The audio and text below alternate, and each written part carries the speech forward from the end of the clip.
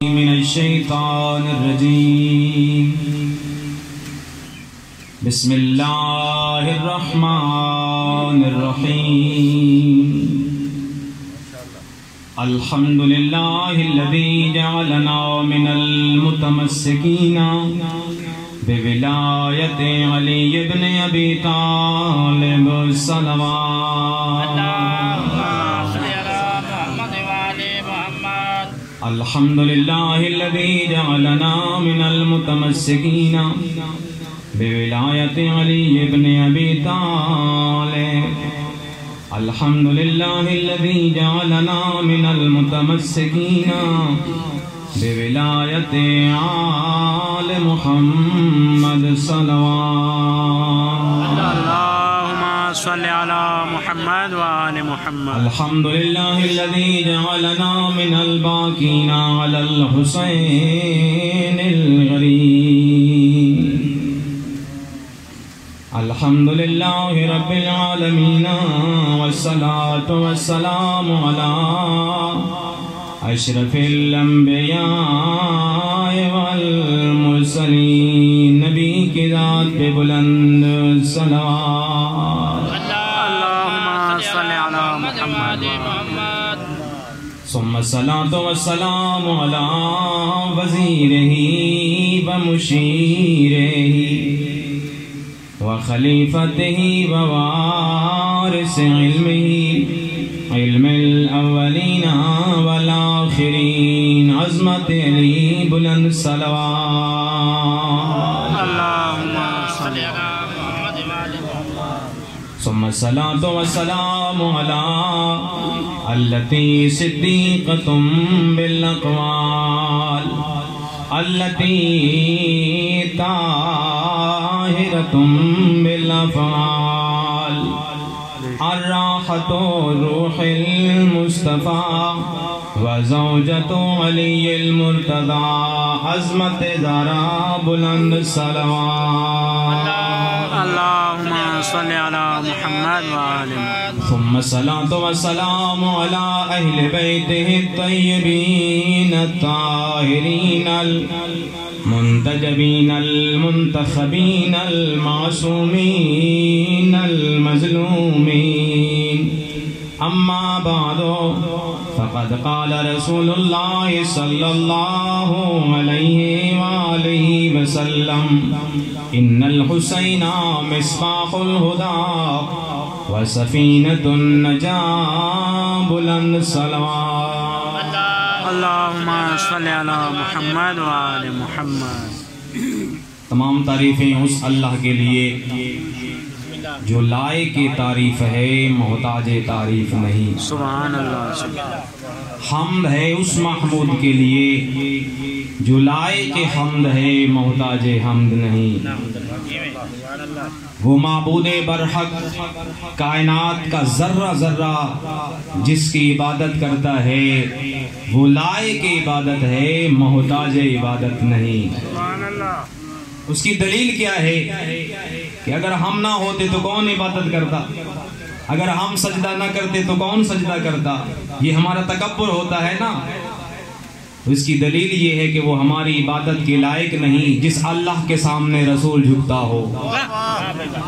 جس خالق کے سامنے بطول سجدہ ریز ہوں جس اللہ کے سامنے علی ضرب کھائیں جس خالق کے سامنے حسین سر کٹائیں وہ خالق تیرے میرے سجدے کا کیسے محتاج ہو سکتا ہے بے شک سبحان اللہ وہ لائق سجدہ ہے محتاج سجدہ نہیں ہے جس خالق کے سامنے بطول سجدہ کر رہی ہو جس خالق کے سامنے رسول جھک رہا ہو جس مالک کے سامنے علی کا سر کٹ جائے جس مالک کے سامنے حسین بھی سر کٹا دے وہ خالق ہماری ناقص عبادت کا کیسے محتاج ہو سکتا ہے وہ لائق سجدہ ہے محتاج سجدہ نہیں وہ لائق عبادت ہے محتاج عبادت نہیں اگر یہی ایمان ہے تو بلندتر صلوات پڑھے اللہم صلی علی محمد وآل محمد میں نے خطبے میں دو جملے عرض کیے ہیں، اسی کا ترجمہ ہی آپ کو سناؤں گا، یقیناً آپ کو مزہ آئے گا۔ خطبے میں آپ نے شاید نئے جملے سنے، ثم الصلاۃ والسلام علی التی صدیقۃ بالاقوال، صلوات اور سلام ہے اس بی بی پہ جو صدیقہ ہے، اور تیری میری صدیقہ بنائی ہوئی اور ہوتی ہے، جسے اللہ صدیقہ بنائے وہ اور ہوتی ہے۔ سبحان اللہ، سبحان اللہ۔ صدیقہ کی تعریف کیا ہے؟ ہم یہی ترجمہ کرتے ہیں نا، جو سچ بولتا ہے وہ صادق ہوتا ہے، جو سچ بولتی ہے وہ صدیقہ ہوتی ہے۔ یہ ٹھیک ترجمہ نہیں ہے، یہ ناقص ترجمہ ہے۔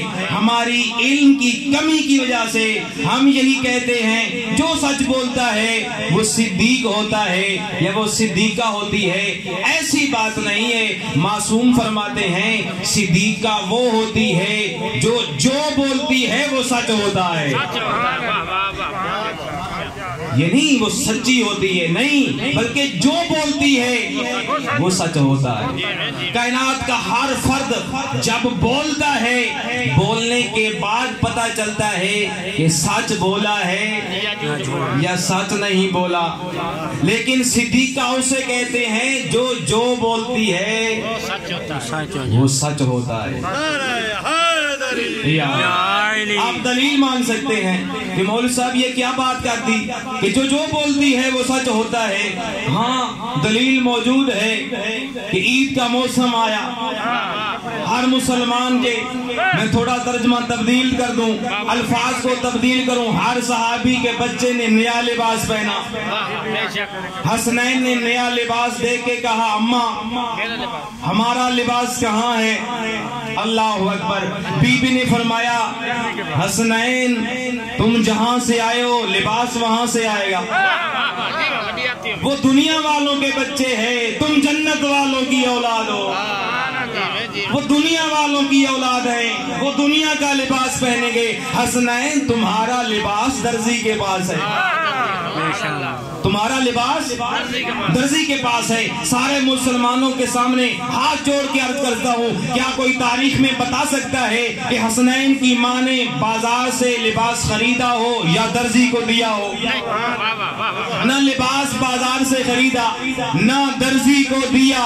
ادھر آواز آئی اور جبریل امین رضوان جنت سے کہے لباس جنت سے لے جائے اور دروازے زہرا پہ جائے، حسنین کو لباس دے کے آئے۔ لیکن یاد رکھنا وہاں رضوان جنت بن کر نہیں بلکہ دروازے کو دق الباب کر کے کہنا السلام علیکہ یا فاطمہ الزہرا، اے زہرا تجھ پر صلوات و سلام بھی ہو، لیکن یاد رکھ انا خیاط الحسنین، حسنین کا درزی آ گیا۔ نعرہ تکبیر، اللہ اکبر، نعرہ رسالہ یا رسول اللہ، نعرہ حیدری، یا علی، نعرہ صلوات۔ اللہم صلی علی محمد۔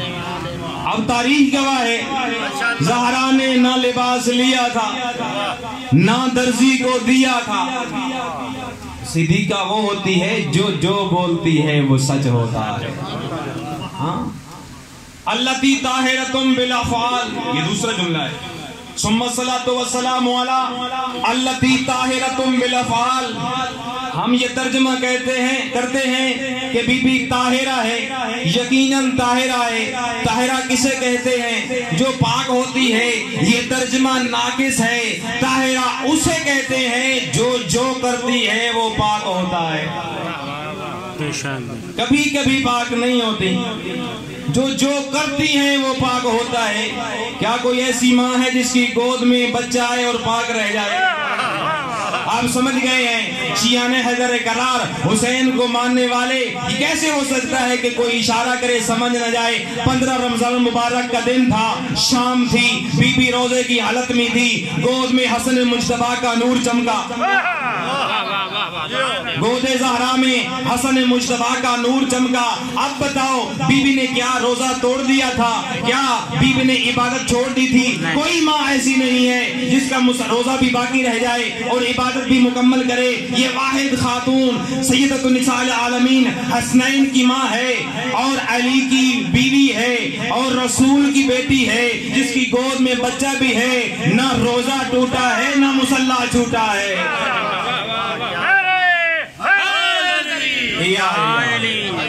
نہ روزہ ٹوٹا نہ مصلی چھوٹا، تو معلوم ہوا طاہرہ صرف ایک ہے جو حسن و حسین ایمان۔ سبحان اللہ۔ التی طاہرۃ من الافعال، جو کرتی ہے وہ پاک ہوتا ہے۔ اللہ اکبر۔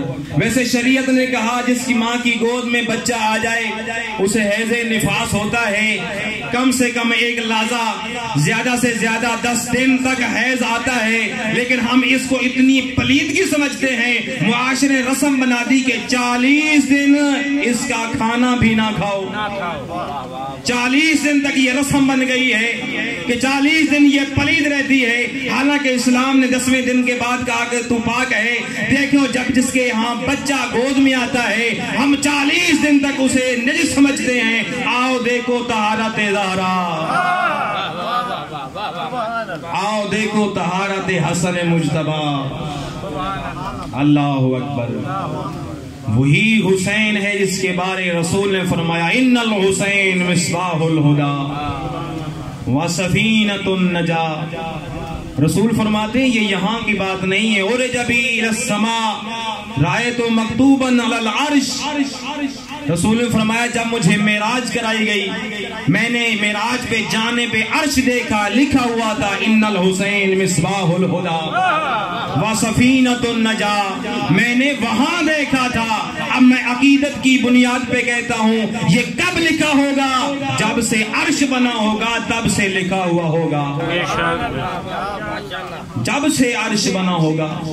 یہ یہاں کی بات نہیں ہے، رسول فرماتے ہیں عرش پہ لکھا ہوا ہے ان الحسین مصباح الہدی وسفینۃ النجاۃ، کہ حسین ہدایت کا چراغ ہے اور نجات کی کشتی ہے۔ اور دنیا والوں تم ہدایت کا چراغ سمجھو یا نہ سمجھو، تم ہدایت کی نجات کی کشتی سمجھو یا نہ سمجھو، آسمانوں والوں کا ہدایت کا چراغ بھی حسین ہے، آسمان والوں کی کشتی نجات بھی حسین ہے۔ سبحان اللہ سبحان اللہ۔ ہم حسین کو مانیں یا نہ مانیں۔ اللہ اکبر۔ ایک حدیث، ایک روایت آپ کے گوش گزار کرنی ہے۔ حضرت نوح علیہ السلام اللہ کے لمبی ترین زندگی پانے والے نبی، اللہ نے بھیجا نبوت نبی بنا کر، صبح کو جاتے تبلیغ کرنے کے لیے، پتھر کھاتے لہولہان ہو جاتے، شام کو واپس آ جاتے۔ یہاں رک کے میں تھوڑا سا ایک اور طرف اشارہ کرتا ہوں۔ جب امام حسین مظلوم کربلا کی اس دنیا میں آمد ہوئی، آپ جانتے ہیں کہ جبریل امین مبارکبادی دینے کے لیے آئے، اکیلے نہیں آئے، 70,000 قبیلے تھے ملائکہ کے، ہر قبیلے سے ایک 1000 فرشتہ لیا، ماشاءاللہ 70,000 ملائکہ لے کر جبریل امین مبارکبادی دینے آیا رسول کے دروازے پہ۔ جیسے ہی آ رہا تھا ایک جملہ سنتے رہتے ہیں کہ ایک فطرس فرشتہ تھا جس نے کبھی کہا تھا کہ اللہ نے مجھے اتنے پر دیے ہیں، میں اس نے ناز کیا، اس نے کہا مام مثلی کوئی ہے مجھ جیسا، اللہ کو میں پسند نہ آئی، اللہ نے پر کاٹ دیے۔ اب یہ اسی عطاب میں ہی تھا، جیسے ہی 70,000 قبیلے کا ایک بڑا لشکر دیکھا جبریل کی سربراہی میں، عرض کرتا ہے اے سید الملائکہ کیا قیامت برپا ہو گئی ہے؟ کہا نہیں۔ کہا اتنا لشکر کہاں لے کے جا رہا ہے؟ کہا پتہ نہیں، جنت کا سردار زمین پہ آ گیا ہے۔ پتہ نہیں ہے کہ جنت کا سردار زمین پہ آ گیا ہے، ہم اس کی مبارکبادی دینے کے لیے جا رہے ہیں۔ کہا منت کرتا ہوں مجھے بھی ساتھ لے چلو، کیونکہ مجھے پتہ ہے وہ کریم کربلا حسین ہے، مجھے بھی لے چلو۔ ملائکہ لے کے آئے۔ اب یہ سنتے رہتے، میں نے جملہ جو عرض کرنے وہ نہیں آئے، یہ ملائکہ آئے، انہوں نے مس کیا، کہاں؟ حسین کے جھولے کے ساتھ۔ یہاں سوچنا ہے حسین سے مس نہیں کیا، حسین کے جھولے کے ساتھ مس کیا ہے، حسین سے مس نہیں کیا، حسین کے جھولے کے ساتھ مس کیا۔ جیسے ہی مس کیا پر بن گئے، اب پھر وہی کہتا ہے مم مثلی، کوئی ہے مجھ جیسا؟ پہلے عذاب ہو گیا تھا، اب ملائکہ بھی فخر کر رہے ہیں کہ من مثلی. کوئی اعتراض کر سکتا تھا اسی کی وجہ سے تو تجھے تیرے پر کاٹ دیے. اب یہ جواب دے سکتا تھا، اسی لیے کسی نے پوچھا نہیں تھا. یہ کیا جواب دیتا؟ یہ جواب دے دیتا کہ میرے پاس اب بھی حسین موجود ہے. جتنی بار بھی پر کاٹے جائیں گے میں مثلی کہہ کر پھر پر لیتا رہوں گا. یہ فرشتہ ہے جو میں نے جملہ عرض کرنے وہ نہیں آئے. یہ فرشتہ ہے جب حسین کے جھولے سے مس ہوتا ہے تو شفا پا جاتا ہے. اب ادھر لے چلو. حضرت نوح علیہ السلام صبح تبلیغ کرنے کے لیے جاتے ہیں، شام کو لہو لہان ہو کر واپس آ جاتے ہیں. اللہ کی آواز آتی ہے، او جبریل دیکھ نہیں رہا میرے نوح کا کیا حال ہے؟ جبریل کہتے ہیں یا اللہ کیا کروں؟ کہا جلدی جاؤ، فرش پہ جاؤ، میرے نوح نبی کے ساتھ اپنے پروں کو مس کرو تاکہ میرا نوح شفا پا جائے. میں کہتا ہوں یہ نوح کی عظمت ہے. سید الملائکہ عرش سے فرش پہ اترتے، اپنے پروں کو مارتے اور نبوت کو شفا ملتی. یہ ملائکہ کے پروں سے شفا پاتی ہے نبوت. ملائکہ کے پروں سے شفا پاتا ہے نبی. اور میرے حسین کی عظمت دیکھو، جن کے جھولے سے شفا پاتے ہیں فرشتے. بے شک.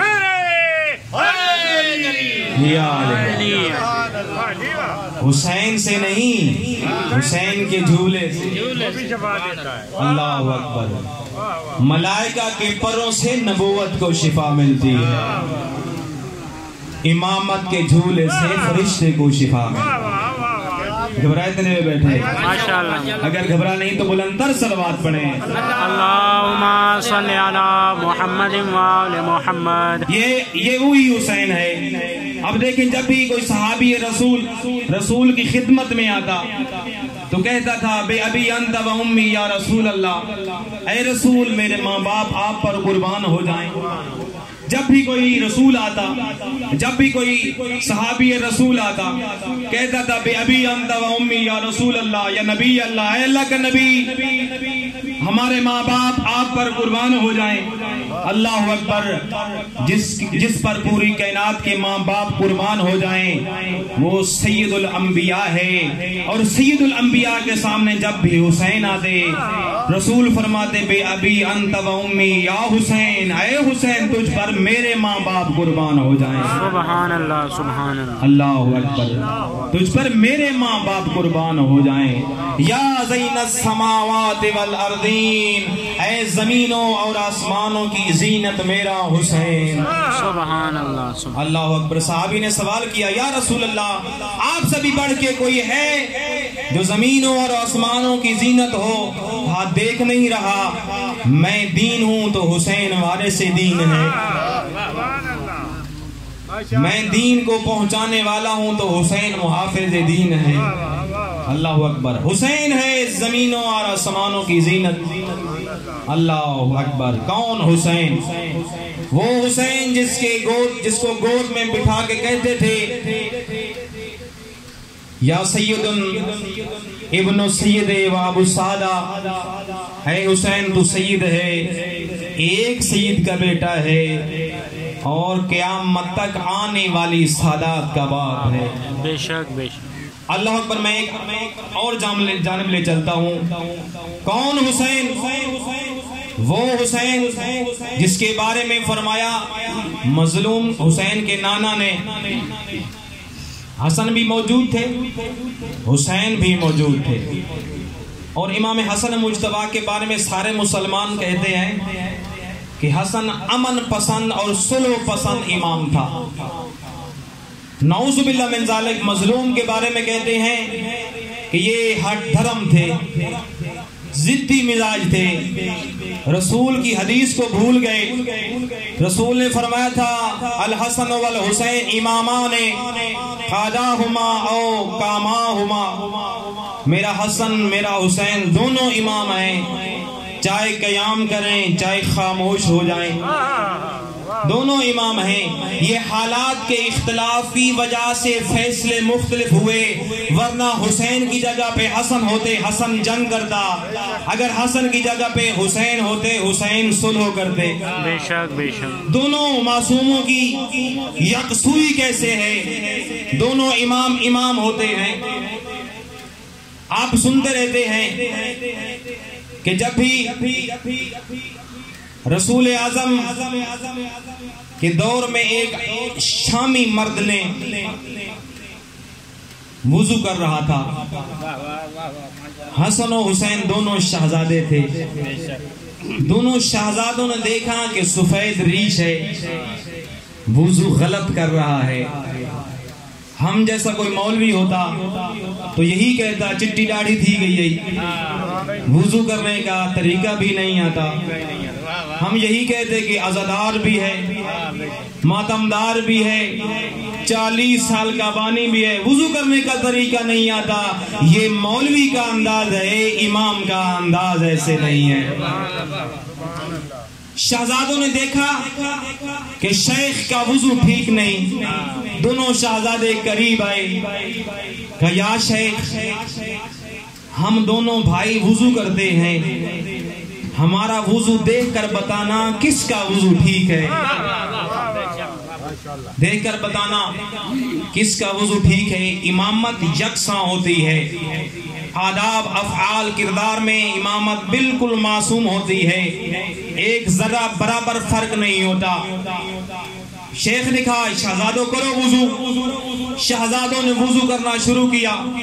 دونوں کے آداب ایک جیسے، دونوں نے ہاتھ بڑھائے تو ایک جیسے، دونوں نے واجبات ادا کیے تو ایک جیسے، دونوں نے مستحبات ادا کیے تو ایک جیسے، دونوں نے ہاتھ بڑھایا تو ایک جیسے، ٹائم لگایا تو ایک جتنا. یہ شیخ ہاتھ جوڑ کے کہتا ہے شہزادوں وضو تمہارا ٹھیک ہے، آؤ مجھے بھی وضو سکھا دو. یہ یکسوئی ہے. پھر لباس اللہ نے عطا کیا عید کے دن، دونوں کا لباس سفید آیا. اللہ اکبر. دونوں کا لباس سفید آیا. جیسے ہی لباس سفید آیا حسن نے فرمایا نانا لوگوں کے بچوں کے لباس رنگین ہیں، ہمارا لباس رنگین نہیں. رسول نے رو کے فرمایا بیٹا حسن تمہیں کون سا رنگ پسند ہے؟ کہا نانا مجھے سبز رنگ پسند ہے. رسول نے سبز رنگ میں وہ سفید لباس رنگین کیا. حسین سے پوچھا بیٹا حسین تمہیں کون سا رنگ پسند ہے؟ کہا یا رسول اللہ مجھے سرخ رنگ پسند ہے. رسول نے اس سرخ رنگ میں لباس کو رنگین کیا. جیسے ہی رنگین لباس ہو گئے، اس دن کے بعد رسول کا انداز یہی تھا، حسن کے لب چومتے تھے اور حسین کا گلا چومتے تھے. اللہ اکبر. حسین کا گلا چومتے تھے اور حسن کے لب چومتے تھے. پوچھا ماں نے بابا یہ انداز الگ کیوں ہے؟ کہا رسول نے بطول حسن کو زہر ملے گی تو رنگ سبز ہو جائے گا، اور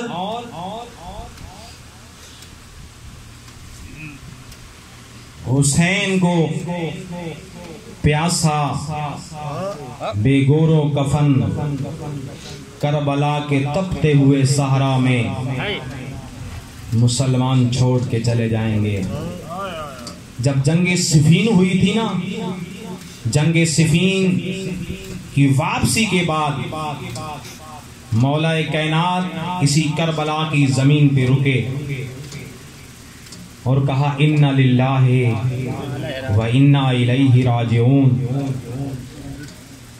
تھوڑا سا غش کیا، غش کرنے کے بعد اٹھے، آنکھوں میں آنسو تھے. ابن عباس پوچھتے ہیں یا مولا رونے کی وجہ کیا ہے؟ کہا ابن عباس جو کچھ میں جانتا ہوں اگر تو جانتا ہوتا تو بھی رو رہا ہوتا. ابن عباس پوچھتے مولا کیا دیکھا ہے، کیا جانتے ہیں؟ مولا فرماتے میں نے ابھی خواب دیکھا ہے۔ کون سا خواب دیکھا ہے؟ کہا یہی زمین ہوگی، اور میں نے اس زمین پہ دیکھا ہے خون کا دریا ہے، اس خون کے دریا میں میرا حسین تیر رہا ہے۔ اللہ اکبر۔ وطن بہت پیارا ہوتا ہے۔ کوشش کروں گا مکمل مصحف پڑھوں۔ وطن ہر کسی کو پیارا ہوتا ہے۔ آپ سے سوال کرتا ہوں، آپ میں سے زائر بھی ہوں گے، آپ میں سے حاجی بھی ہوں گے، جب حاجی جنت البقیع کو چھوڑتا ہے نا 8 یا 10 دن کے بعد، مڑ مڑ کے دیکھتا ہے جہاں تک قبریں نظر آتی ہیں، مڑ مڑ کے سلام کر کے کہتا ہے او جنت البقیع کی اجڑی قبروں ہمارا آخری سلام ہو۔ میں بھی زوار ہوں، اللہ آپ کو بھی زواری نصیب کرے۔ جب آپ زواری پہ جاتے ہیں نا 8 یا 10 دن کربلا کو چھوڑتے ہیں، جہاں تک مظلوم کا روضہ نظر آتا ہے پیچھے مڑ مڑ کے دیکھ کے کہتے ہیں اے غریب ہمارا آخری سلام ہو۔ پتہ نہیں پھر ہمیں یہ زیارت نصیب ہو یا نہ۔ میں آپ سے سوال کرتا ہوں، تو 8 یا 10 دن رہنے کے بعد عقیدت کی بنیاد پہ حسین کو رو پڑتا ہے، کیا نہ روئی ہوگی زینب؟ کیا نہ رویا ہوگا حسین؟ آپ جب آذان دیتے ہیں نا، آذان کے بعد دعا پڑھتے ہیں وَجْعَلْ لِي عِنْدَ قَبْرِ نَبِيِّكَ، اے اللہ ہماری قبر بھی نبی کے پہلو میں بنا دے۔ تیری میری خواہش اور تمنا ہے کہ ہماری قبر رسول کی قبر کے ساتھ ہو۔ کیا حسین کی تمنا نہیں تھی؟ جہاں بھائی حسن بھی تھا، جہاں ماں زہرا بھی تھی، جہاں نانا محمد بھی تھا، وطن بہت عزیز ہوتا ہے۔ جب رسول نے وطن چھوڑا تھا نا، مدینہ گئے تھے، جب بھی کوئی مکہ سے آتا بڑی محبت سے پوچھتے میرے مکہ کا کیا حال ہے۔ وہاں ایک بیری تھی، رسول وہاں زیادہ جایا کرتے تھے، رسول اس سے پوچھتے مکہ والے آنے سے اے مکہ والے بتا مکہ میں جو بیری کھڑی تھی وہ ہے کہ نہیں۔ ایک ایک جگہ کا پوچھتے تھے رسول، کیوں؟ کیونکہ وطن بہت عزیز ہوتا ہے۔ رسول نے فرمایا الوطن من الایمان، وطن تو ایمان کا حصہ ہے۔ حب الوطن من الایمان، وطن سے محبت کرنا ایمان ہوتا ہے۔ کیا حسین کو وطن سے محبت نہیں تھی؟ اللہ اکبر۔ زہرا کے جانے کے بعد یہ گھرانہ ایسے اجڑا ہے، ایسے اجڑا ہے، قبروں کے ساتھ قبریں نہیں۔ اللہ اکبر۔ قبروں کے ساتھ قبریں نہیں ہیں۔ حسن جنت البقیع میں ہے، شہزادی بطول کا کوئی پتہ نہیں کہاں دفن ہے، زینب شام ہے، حسین کربلا ہے۔ قبروں کے ساتھ قبریں نہیں۔ تیاری ہو رہی، نوجوانوں نے بنی ہاشم سامان باندھ چکے ہیں، سامان بن چکا ہے۔ مظلوم کی آواز آتی ہے اے نوجوانوں بنی ہاشم تم تیاری کرو، میں آخری سلام کر کے آتا ہوں۔ حسین آئے نانا کی قبر پہ، ودا کرنے کے لیے آئے۔ اللہ جانے آپ کیسا سنتے ہیں، جیسے ہی نانا کی قبر پہ آئے نا، وہاں کا السلام علیکہ یا جدہ، میرا نانا میرا سلام ہو۔ پھر اللہ کی بارگاہ میں ہاتھ بلند کر کے کہا اے اللہ یہ تیرے نبی کی قبر ہے۔ اگلا جملہ درد بھرا ہے، اللہ سے دعا کر کے کہا اے اللہ یہ تیرے نبی کی قبر ہے، اے خدایا میں تیرے اسی نبی کی بیٹی کا بیٹا ہوں، میں تیرے نبی کی بیٹی کا بیٹا ہوں۔ نانا کو سلام کر کے کہا نانا کوئی واپس آئے یا نہ آئے حسین واپس نہیں آئے گا۔ اللہ اکبر۔ حسین بڑے اطمینان سے نانا کی قبر پہ آئے، اطمینان سے اٹھ کے بھائی کی قبر پہ گئے، بھائی کی قبر پہ سلام کیا السلام علیکہ یا اخل حسن المجتبی، اے بھائی حسن میں غریب کا سلام ہو۔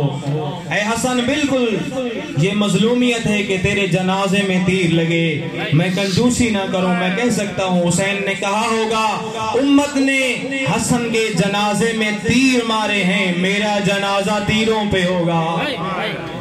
اللہ اکبر. بھائی حسن کو سلام کیا. سلام کرنے کے بعد راوی کہتا ہے یہاں پر بھی اطمینان سے آیا حسین, اطمینان سے اٹھا ہے حسین. نانا کی قبر پہ آیا تو مطمئن ہو کر اٹھا ہے تو اطمینان کے ساتھ. راوی کہتا ہے بھائی کی قبر پہ آیا تو اطمینان کے ساتھ اٹھا ہے تو مطمئن ہو کے. لیکن جب جانے لگا ہے نہ ماں کی قبر پہ, حسین صبر نہ کر سکے, ایسے دوڑ کے گئے ہیں جیسے بچہ دوڑ کے ماں کے دامن کو لپٹ جاتا ہے. ماں کی قبر کو سینے کے ساتھ لگایا, سلام کر کے کہا ماں غریب کا سلام ہو. دمت الثقبہ والا کہتا ہے جب بھی حسین نے اپنی ماں کو سلام کیا آگے 3 جواب آئے. جواب سنو گے. آگے زینب کی ماں کی آواز آئی, فاطمہ زہرا کی آواز آئی علیک السلام یا غریب الام, اے غریب ماں کا بیٹا تجھ پر بھی سلام. دوسرا جواب کہا علیک السلام یا عطشان الام, اے پیاسا بیٹا تجھ پر بھی سلام ہو. تیسرا جملہ اس سے سنگین ہے, بی بی کی آواز آئی علیک السلام یا سہقان الام, اے وہ بیٹا جو گھوڑوں کے سموں کے نیچے روندا جائے گا تجھ پر سلام ہو. کہا ماں میرا آخری سلام ہو. میں آگے 2 جملے پڑھنا چاہتا ہوں. حسین جلدی سے آئے, سامان بن چکا ہے. اب حسین نے کہا ایک اونٹ لے آؤ, ایک شتر لے آئے, کجاوے رکھے ہوئے. حسین کرسی پہ بیٹھے ہیں, نوجوانان بنی ہاشم انتظام کر رہے ہیں. عبداللہ ابن سنان کہتا ہے میں سفر سے تھا, میں 28 رجب کو پہنچا, دیکھا مدینہ ویران ہو چکا ہے. صرف مدینہ والے نہیں, مدینہ کے در و دیوار بھی رو رہے ہیں. میں نے پوچھا کیا ہو رہا ہے؟ کہا رسول کا چراغ جل رہا ہے, آج بجھنے والا ہے, مدینہ کی رونق جانے والی ہے. میں محلے بنی ہاشم میں گیا, دیکھا انتظام ہو رہا ہے, ہر دروازے پہ ایک اونٹ بیٹھا ہے, کچاوے لگے ہوئے. ایک 13 سالہ جوان آگے بڑھتا ہے. میں نے پوچھا یہ جوان کون ہے؟ کہا یہ حسن کا یتیم قاسم ہے, یہ اپنی ماں کو سوار کرا رہا ہے. حسن کے قاسم یتیم نے اپنی ماں کو سوار کرایا. ہر نوجوان اپنی اپنی مستور کو سوار کرا رہا ہے. کوئی اپنی بہن کو سوار کراتا ہے, کوئی اپنی ماں کو سوار کراتا ہے. ایک دم آواز آئی عباس کی, او لوگو مدینہ والو آنکھیں بند کر لو, اب ہماری شہزادی آ رہی ہے. اللہ اکبر, اب ہماری شہزادی آ رہی ہے. عباس نے آواز لگائی.